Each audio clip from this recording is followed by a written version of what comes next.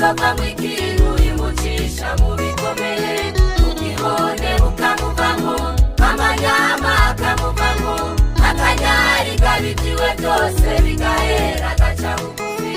Niba abantu bategekanya, Imana irabarusha, ugiye kuzova mw'ikintu imucisha mu bikomeye, ubwibone bukamuvamo, amanyama akamuvamo, akanyari gabitiwe byose bigahera agaca bugufi. Niwabona uca mu bibazo kandi atajwi rikwagiriza, ukavyamiza imbere y'Imana igateba kuguha inyishu, uramenya kuri mu ruganda Imana iriko iragucura, kuko amabanga akomeye ari imbere igiye kuguseza.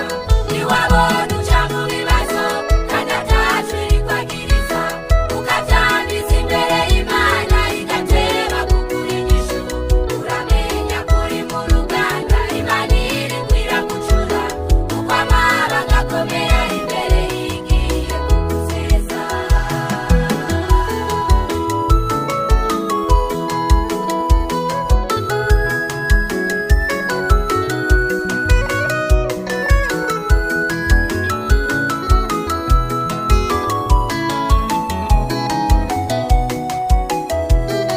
Ihangana Isiraheli yari igoye kuyobora, yasaba ko haboneka umuntu yigishijwe guca bugufi, bituma akosa aja ibwami aja kuragirira sebukwe, aba umukwe wo ku ndaro kugira yige guca bugufi. Ihangana Isiraheli yari igoye kuyobora, yasaba ko haboneka umuntu yigishijwe guca bugufi, bituma akosa aja ibwami aja kuragirira sebukwe, aba umukwe wo ku ndaro kugira yige guca bugufi. Niwabona uca mu bibazo kandi atajwi rikwagiriza, ukavyamiza imbere y'Imana igateba kuguha inyishu, uramenya kuri mu ruganda Imana iriko iragucura, kuko amabanga akomeye ari imbere igiye kuguseza. Niwabona uca mu bibazo kandi atajwi rikwagiriza, ukavyamiza imbere y'Imana igateba kuguha inyishu, uramenya kuri mu ruganda Imana iriko iragucura, kuko amabanga akomeye ari imbere igiye kuguseza.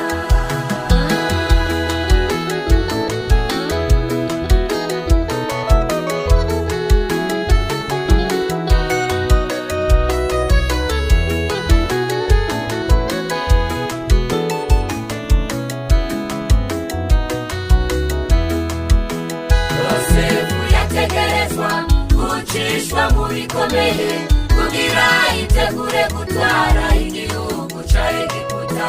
Iyakaguma i Kanani iruhande ya se Yakobo, yari guhava bigitsinde kandi vyasaba pawumulizi.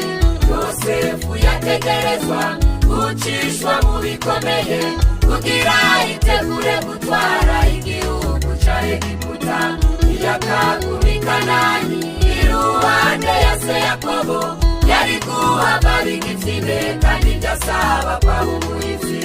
Wadutoranijwe kuba abami ndetse n'abaherezi, tukabana n'ibinyabugingo bidusaba kugororoka, ntitutiga guca bugufi, tukemera kuba gahore, tukirinda ikintu icaha cose kugira tuzoba kw'ijuru.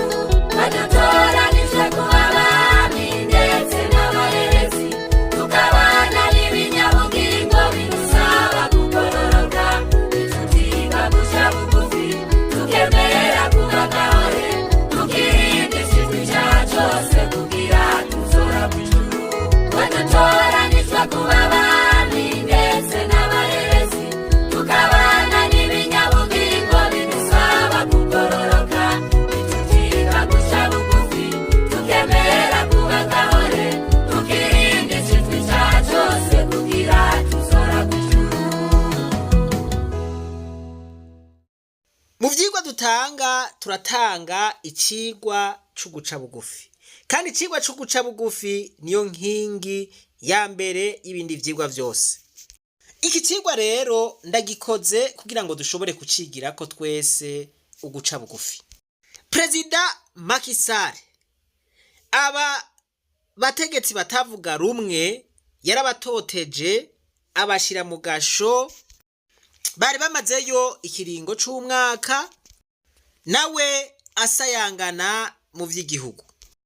Ubu vyahindutse, bamwe yaturatuza, bamwe yafata nabi, bamwe yatoteza, nibo baje kumusubirira mu mabanga.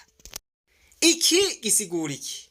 Gisigura yuko nabo babigize nk'uko yabigize, boshobora guca bamusubizayo agasubira aho bari bari. Murabonaga yemwe ukuntu mu buzima bihinduka. Mu buzima ntuzokwama ukomeye. Uno munsi uri gihangange, nivyo uravuga rikijana, uravuga abantu bakagutinya, uraca ahantu abantu bagahundagara, mugabo suko vyategerezwa kugenda. Bibiliya ivuga ngo tubane amahoro n'abandi. Ndibaza yuko mu kumwereka ko bamusumba boca bamureka nabo ntibamwihore. Aha ngovye yuko twebwe twese abarundi twigira kubibaye muri Senegal. Mu Burundi turavuga dutehe abantu b'Imana, nimuze tuganire, twicare hamwe, turondere umuti w'ibibazo biduhanamiye. Abantu bamwe bamwe bakihoza, bahagira bati ivyo ntavyo twumviriza no kumviriza, ahubwo abo baragwaye mu mutwe. Oyaye si kugwara mu mutwe, tubivuga twicishije bugufi, tugomba yuko ibintu bigenda neza. Ariko Bibiliya iravuga ngo ukwishira hejuru canke ubwibone canke ubwishime bwitangira ukugwa. Iyo umaze kubona ko abandi ataco bamaze, iyo umaze kugwiza n'ubusa ivyo abandi bariko barakubwira, ubwo wari ubwishime. Kandi Imana nayo nikorana n'abantu bishira hejuru. Umunsi umwe gusa irashobora kukugirira akantu, na wewe ukumigwa, na wewe ugatangara mu bandi. Nico gituma twebwe abarundi tutokinisha ijambo ry'Imana. Ujya wasuzuguye, ujya wakinagije, ujya utumvirije, ujya wagaye, ukazubona ibintu birahindutse, ntumenye iyo bizunguruka bica, ukazubona ragusubiriye, canke ukazubona ibintu uko wabiziga siko bigenze. Je sinzi ko mu bitahura abagenzi, uyu yahora ari Perezida Macky Sall yarabataye mu gasha ati are bapfunge. Mugabo agapira karadunze, abo yapfunze nibo baje kumusubirira. Nimwiyumvire nko mu gihe bo wabihora, boca bamusubizayo. Ariko ukwihora si vyiza. Bibiliya ivuga ngo uwakugiriye nabi umugirire neza, umuha amazi y'ukunywa, niyasonza umugaburire, ngo uzoba umusutse amakara ku mutwe.